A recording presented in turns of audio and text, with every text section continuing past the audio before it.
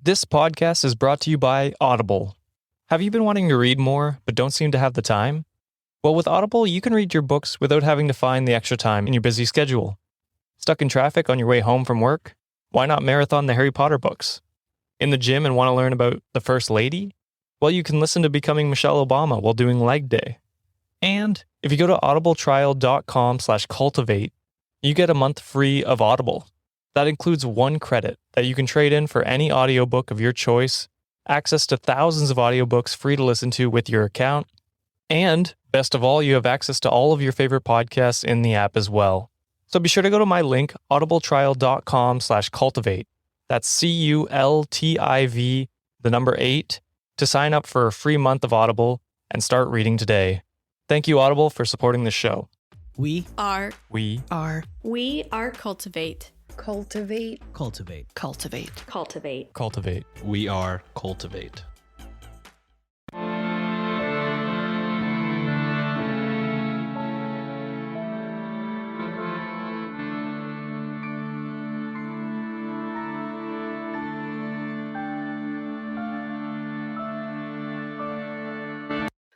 Hello and welcome to Ye Olde Crime, where we discuss the funny, strange, and obscure crimes of yesteryear. I'm your host, Lindsay Valenti, and with me is my sister and co-host, Maddie Stengel. Hello. Hi. We're doing our usual time, and it feels good. It feels right. Yeah. Sunday mornings. Yep. I was behind this week getting my notes done, but I'm still ahead. I didn't notice. Congratulations. Thanks. Oh, this is the last one that I picked, isn't it? Yep, this is the last week of August. Oh. I like picking them and forgetting about them and being pleasantly surprised. Until next year. So, the last of Maddie's topics is Viking werewolves. Yes! I forgot all about this. I'm so excited. A little background, if this is TMI, it's whatever. But my fiance is practicing Norse pagan, and I recently grabbed like this kind of cutesy small book that just kind of touches on the mythology and kind of the base of the religion, because since they barely wrote anything down, and their alphabet was like, a handful of runes that meant five or six things each. Yep. It's hard to interpret, but like their tales are insane. Oh yeah. And like super interesting, and like learning about Ragnarok, and like who's gonna murder who to like balance out the universe, and like all of the animals that eat the tree of life. Like there's just a pig hanging out eating it. And it's so favorite. Cool. It's it's just one of those things where it was really interesting. And I had picked this out before I had started diving into it, because I was like, I kind of want to understand where he's coming from and understand kind of the background, because, we were raised Methodist. So there was no tree of life. No. Or a werewolf that will bring Ragnarok. Yeah. The end of the world. So, I just wanted to kind of see. But sure. Yeah, super cool. Yay. Viking stuff. Got something you want to say? Shoot us an email over at yeoldecrimepodcast@gmail.com. We'd love to hear your story ideas, see any gifts you send our way, or if you just want to say hello. We're pretty friendly. Speaking of friendly, if you'd like to have real-time conversations with us, consider joining our Discord over at the Cultivate Network. You can chat with us over at the Old Crimers Cubby, or catch up with any of the other great creators that are part of the Cultivate family of podcasts. Just click the link in our show notes or over on our link tree to get started today. Information was pulled from the following sources: a 2021 Atlas Obscura article by Sarah Dern, 2020 Nordic culture blog post by Skalden. I'm sorry. That sounds close. I mean, maybe. I did my best, like I always do. 2018 history article, 2011 Scandinavian studies article by Arman Jacobson, one of those. Yeah. 2007 Journal of English and Germanic Philology article, deadliest fiction wiki post on the Ulfhedna, Ooh. Museum of the Viking Age, myths of the world blog post, and a werewolves.com article. Bringing back werewolves.com. Love werewolves.com, you know? It's really your one-stop shop for anything human-wolf hybrid related. Exactly. Yeah. Be funny if it had like a really fancy full moon calendar too. Oh man, can you imagine? Yeah. And links to all of these articles will be included in the show notes. As we already alluded to close out birthday month, I apologize in advance for my poor pronunciations throughout this episode. Just think of shopping in IKEA. Yeah. And be like, you think you know how to pronounce, but you don't. No. It's okay. If you've gotten this far with us, you kind of know what to expect at this point. So. That's so true. Oh no. I mean, we're on episode 112, so. Yeah. You know what you're getting into. Yeah. The effort is there, the execution isn't always. Yep. But the effort is there, and that's what counts. Yes. Yeah. So to start, I'm going to discuss the Norse myth regarding Sigmund and Sinfiotli, who are a father and son pair that are best known in the saga of the Volsungs. Yay. Spoiler alert, as with most myths, shit's going to get weird. Yeah. And we're just going to jump right into incest, so buckle up. Sounds about right. Yep. Yep. Sigmund, the father in this duo, is the oldest son of the king of Hunland, aka Volsung, and the daughter of a giant, or a giantess. The Jotun, or Jotun. Jotun. Jotun. Yep. Sinfiotli is the son of Sigmund and his sister Signy. But yeah, before you judge poor Sigmund super harshly, Signy slept with him in the guise of another woman. So make of that what you will. Yeah. In the mythology too, Loki turns into a horse to make a horse baby. So yep. Stranger things have happened. Yeah. in their stories. Yeah. He birthed an 8-legged horse. So let's not judge Sigmund so quiet. Anyway, Sig and Sin, which is what I'm going to call them from now on because names are hard. And it's cute. It makes it cute. Sig and Sin spent the bulk of their time traversing the forest, where they would essentially kill men for sport in order to rob them, as one does. You know. Sportsmen. Yep. Just really dark. Yep. ones. During one of these killing sprees, the pair came upon a house within which they found 2 sleeping men. These men wore gold rings and had 2 wolf skins with them, but not just any wolf skins, magic wolf skins. Uh-oh. These magic skins required the wearer to don the guise of a wolf for 10 days at a time. Both Sig and Sin put on a wolf pelt each and soon transformed into wolves themselves, going on all fours, growing fangs, and howling at the moon. Did they know that it was going to trap them for 10 days? Nope. Yeah. It was a pleasant surprise, or not so pleasant surprise. I'm sure. But considering they're stealing them, they deserved it a little, I think. Yeah. Yeah. After they found they were unable to take them off, they decided to each go their own way, with the exception that should either of them encounter more than 7 men, they would call for the other to come to their aid. Okay. So if they're like guaranteed to die, essentially. Yep. Yeah. First, Sig, the father, came across 7 men, so he called for Sin, and they killed them all together. Oh. Father-son bonding. Not long after they once again parted ways, Sin found 11 men and fought and killed them all by himself without asking Sig for his help. That's not going to end well. Sig, angered at his son for not calling out for aid, bit him in the windpipe, before he carried him back to the house and sat by his side. Cute. The house which had since been abandoned by the 2 sleeping men who they had robbed. Yeah, that makes sense. But he just goes in there and he's like, this is my house now. And he murders the men who are still asleep for some reason. Right.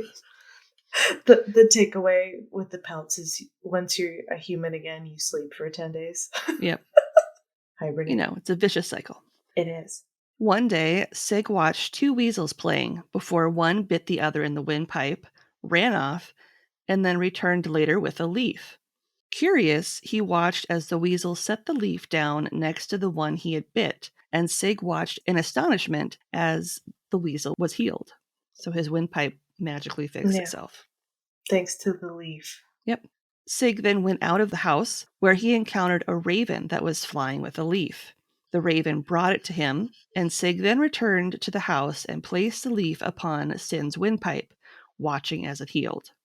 After the required 10 days had passed, both men were able to remove the wolf skins, at which point they promptly burned them to ensure that they could do no further harm. I mean, okay, but that sucks. You just ruined it for everybody else. Yeah. It'd be kind of cool to be a wolf for a few days. Just like frolicking in the forest. Maybe, as long as you didn't go on murderous rampages. Yeah. Well, that wouldn't be my intent, but No. Maybe it would be back then because it was really very much kill or be killed.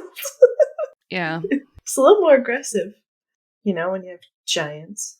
And who knows if you kind of retained your consciousness versus becoming more animalistic in your behaviors. Yeah. Does it increase by day? Yeah. So it's harder to take the pelt off? I don't know. This tale is one of the most popular from the Volsung saga, which was first written down around 1270. The story of Sig and Sin are just one of 50 different werewolf stories that Vikings loved to tell to one another as they passed the long, dark winters. That makes sense. The Viking Age went from around the latter half of the 8th century, or the 700s, to the latter half of the 11th century, or the thousands. During this time, the people native to Norway, Sweden, and Denmark would travel to other countries and areas of the world by sea. Vikings were excellent seamen, and it wasn't long before they established themselves as a powerful force to be reckoned with. It's a very nice way to put them, to describe them. Both in power and in virility, as we know. We're descendants of them. Yeah. Because of rape and pillaging. As they do. Yeah. It's kind of the same thing with people being related to Genghis Khan. Yeah. Yeah. It happens. It happens. It happened. It's not great, but it happened. Yeah. The concept of a man shapeshifting into a wolf as a result of magic or a curse is a common legend. The use of an enchanted sash, magic cloak, or as we just learned, a cursed wolf pelt are just a few. Vikings had a hot and cold relationship with wolves, making their place in Viking society a bit of a complex one. On the one hand, as a mostly agricultural society, the Vikings feared the wolves, knowing the destruction that they could bring. Yeah. On the other, they admired and appreciated their strength and cunning, their fierceness as killers who worked as a team. Because that's what they did. Yep. Because of this duality, one had to be careful when it came to the wolf. Yeah. A perfect example is the story of the wolf Fenrir, who, unlike in Thor Ragnarok, was actually the son of Loki and the giantess Angerboda. Fenrir was part of the tale of Ragnarok, which was essentially the Viking version of the end of the world. During Ragnarok, Fenrir would kill King Odin, even though in the Norse mythology, wolves, in addition to ravens, are quite dedicated to him. Odin is most often depicted in some fashion with his raven companions, although he is also shown with the 2 wolves known as Yeri and Freki. If I remember right, they're the ones that during the end of the world, one of them eats the sun and one of them eats the moon. Nope. Those are different ones. Those are different ones. Yep. See, I need to read more. Yep. When it comes to Ragnarok, there are other evil wolves as well. Skol and Hati Hovratanisan. The pair are the children of a Jotnar named Jarnvadur and the Ironwood of Jotunheim. Their mother gave birth to many Jotnar that all resemble wolves. Skoll is always chasing the sun, and Hati the moon. During Ragnarok, the pair would swallow both, plunging the world into darkness. Yep. As noted in the Prose Edda by Snorri Sturluson, quote, "In the east the Old One lives, in iron wood, and there she bears Fenrir's brood. From all of them comes one in particular, the ruin of the moon in the shape of a troll. He gorges himself on the life of doomed men, reddens the god's dwelling with crimson gore. Dark goes the sunshine for summer after, the weather all vicious. Do you know now or what?" End quote. I always think it's kind of interesting that no matter what religion you are, there's always some sort of like depiction of a nuclear winter, Mm-hmm. which I always thought was really interesting. Or like celestial anomalies like the blood moon, which that poem kind of reminded me of, like the blood moon or Yep. harvest moon. Which is super cool when you see it. Yeah. The Old Norse, vagir, is used for wolf, but it is also the same word for exile. Yep. Being exiled from your community was the worst punishment a Viking could be given. Vikings cared deeply about family and social ties, so to be cast out like a lone wolf could mean your literal death, as any exiled Viking that was found could be killed with impunity. Right. Well, and like just their native lands too. Like the climate was so harsh that if you were alone and didn't have, it would be very difficult to survive well. 12th century historian Saxo Grammaticus wrote about another wolf-centered punishment. Any member of Viking society who was found guilty of killing a close family member, such as a parent, spouse, or child, would be hung up by their heels next to a live wolf. But You can probably figure out what happens after that. yeah, I'm sure they didn't feed the wolf for a few days too. Probably, just like the pigs in France. Yep, and the rats in Game of Thrones. Yep. Gross. Because wolves traveled and lived as a pack, the symbol of the wolf was a powerful one in Viking society. In the words of Lars Brownworth, quote, "Viking society functioned very much like a wolf society, with these alpha males who would occasionally work together," end quote. Yep. Now, before you get all Jesus fucking Christ, alpha males, keep in mind that even though the bulk of Viking sagas are about fighting, most bloody fighting, there are tales where different chiefs work together to fight a common enemy. Yep. In sticking with the alpha male topic, I know it's gross, but bear with me, there were bands of warriors known as Ulfhedna that worshipped Odin. It is said that they would make blood-curdling howls, fight with their fingernails, bite their shields when they bothered to use them, and seemingly felt no pain during battle. That's terrifying. Unlike other warriors, they wore wolf skins instead of armor. It's likely that the Ulfhedna would participate in some form of shamanic or magical ritual prior to battle in order to connect spiritually with the wolves. Oh man, using your fingernails to fight in a battle. Yeah. Should you imagine how terrifying it would be to go against them? And get like ripped apart, Like it's literally. It's already terrifying Mm-hmm. knowing that your village is being raided by Vikings. Mm-hmm. But you happen to be raided by the wolf ones. Yeah. Yeah. The universe really, really, really looked at you and said, fuck you. Yep. Yeah. Ulfhedna were feared and respected. Considered elite warriors, Norway's first king, Harald I Fairhair, employed a band of Ulfhedna as his own personal bodyguards. It's a good idea. Ulfhedna have often been compared to berserkers, which were warriors who took on the animal characteristics of bears. So that's the difference. Okay. 8th century poet Hornclough wrote Raven Song about the Ulfhedna. Quote, "Wolf coats, they call them that in battle, bellow into bloody shields. They wear wolves' hides when they come into the fight and clash their weapons together, end quote. So you know how I mentioned the various sagas that Vikings would write? Mm-hmm. Of the 46 Icelandic sagas that are known, 14 of them involve werewolves, and that's not even factoring in the Norwegian tales. Yep. Viking sagas were common ways, much like the stories and oral traditions of other tribes around the world, that they shared their beliefs regarding the world. They believed that humans occupied the middle, while gods and giants had their own separate territories. Not only that, but other creatures such as elves, Disir, Huldras, and dwarves occupied their own lands, primarily forests, lakes, the soil, mountains, and even the sky. Not all entities were helpful, like Odin himself, who was both a powerful protector and the god of death. Yeah. Yeah. One thing I thought was kind of interesting about the Norse gods is they're mostly good, but they still have human-like flaws. Yep. So I thought that was really interesting that, like, there was no god that was perfect. Yeah. They were all an asshole at some point in their life. Yeah. The moniker of wolf was often considered a deadly one when it came to the Europeans who fought against the Viking raiding parties.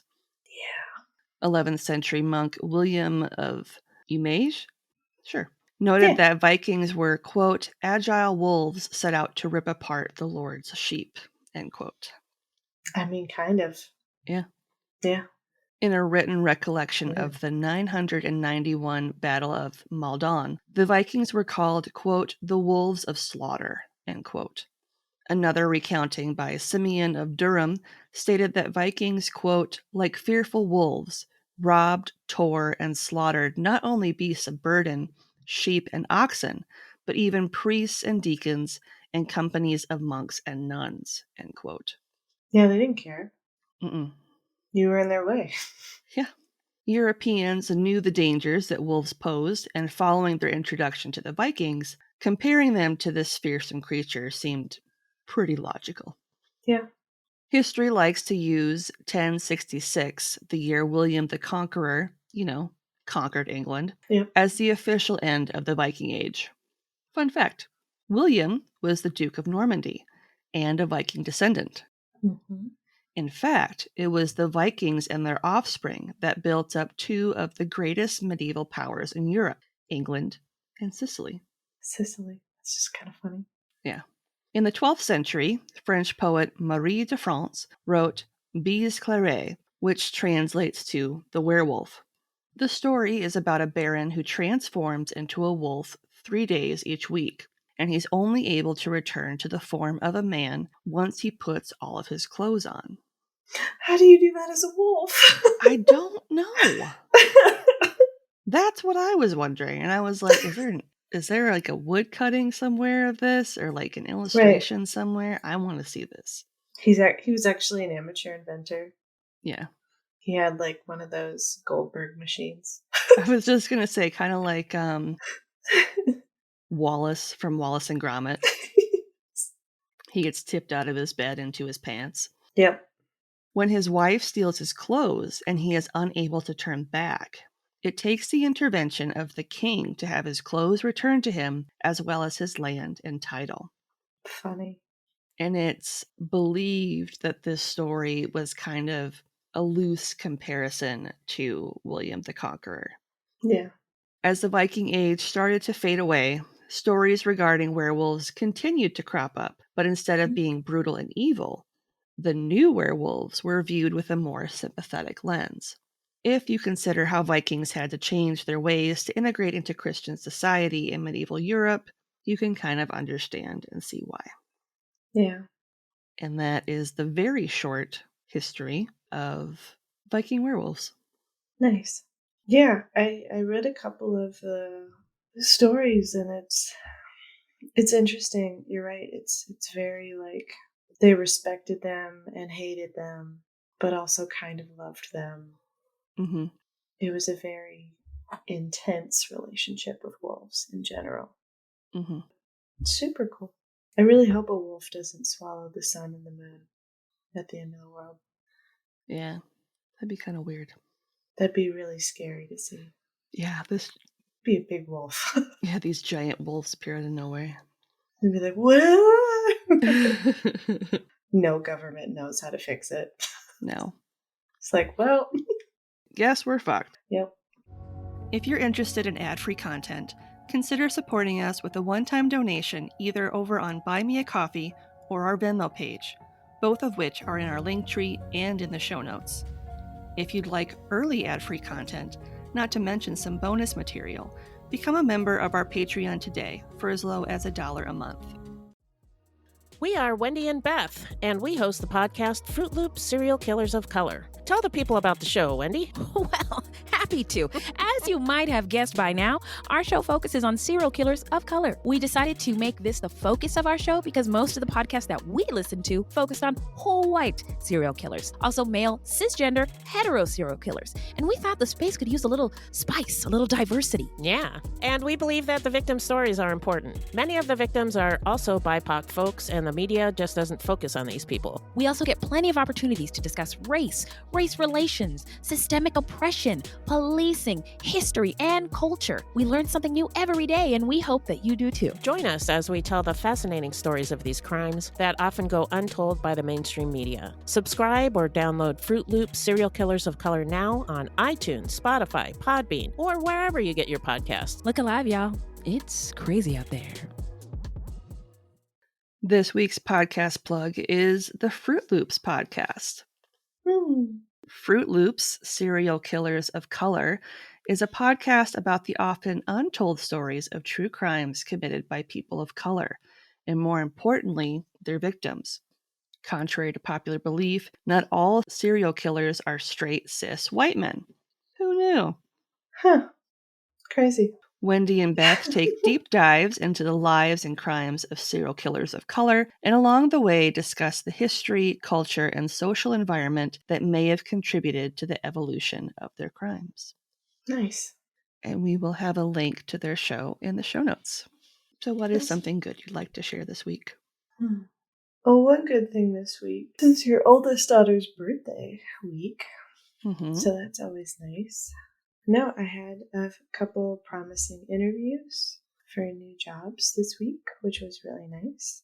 Then I've been able to kind of relax a little bit and rest up and start taking things off my list that I was like, oh yeah, I'll do at some point when I take a day off. And I never took a day off. Yep. So it's been really nice just kind of cleaning all of the carpets and organizing the whole kitchen and making fresh bread and having time to kind of stop and do that. So despite a semi-stressful kind of situation, it's been okay. What about you? What's something good this week? Kind of a bittersweet thing this week was, funnily enough, on my oldest birthday, that was also the last day of our intern's internship. Oh. So we took them out to lunch, and that was really fun. And then afterwards, we went to campus and went and got boba with them. So that was kind of Nice. fun to do that with them. Did you have they have the mochi donuts and Korean dogs too over there? We did. We stopped at this boba place that's across the street from the mochi donuts place. Mm-hmm. And that's where we got our boba. But then Tiff and I, who had carpooled with me, we went across the street and I picked up mochi donuts and some more boba to bring home for the birthday girl. So Nice. yeah. Awesome. Looking for more content? You can find us online at yieldcrimepodcast.com. If you'd like to see pictures from this week's episode, not to mention bonus content and funny memes, make sure to follow us on Twitter at YieldCrimePod and on Facebook and Instagram at YieldCrimePodcast. On TikTok? Of course you are. Follow us at YieldCrimePodcast. All right. A great way to support the show if you want to help out, but can't do so financially, is to leave a review and rating on Apple Podcasts, Podchaser, Good Pods, or really wherever you listen to your podcast and are able to rate and review. Mm-hmm. This week's 5-star review comes from Fudget Review on Apple Podcasts. Cute. and they say original 5 stars. I've never heard most of what is covered on this podcast. I highly recommend for all true crime fans. Oh, thank you. Thank you. If you want a playlist of all our episodes on YouTube, click the link in our show notes or in our link tree and subscribe today for not only a list of our full catalog, but a separate list as well, just of our Can You Crack the Cramp Word segments. And this will also be the last week that you can get our birthday merch before I retire it again for the summer. Another year. For another year. Mm-hmm. And on that note, as always, I'm Lindsay. And I'm Madison. And we'll see you next time with another tale As old as crime.